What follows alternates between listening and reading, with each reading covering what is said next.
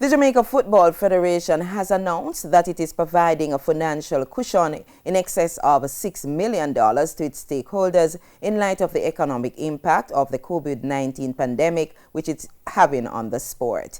In a letter on Wednesday, JFF President Michael Ricketts advised the chairman of the Premier League Clubs Association, Mike Henry, that the Federation has decided to forego on office rental, utilities, registration fees, contract administrative fees, home match levies, yellow and red card fees for the 2019-2020 season.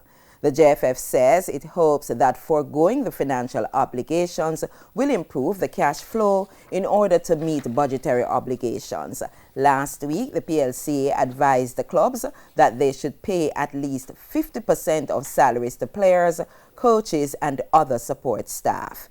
Meanwhile, Ricketts says the Federation continues to monitor and evaluate the situation in Jamaica and the rest of the world in order to determine a restart to normal football activities.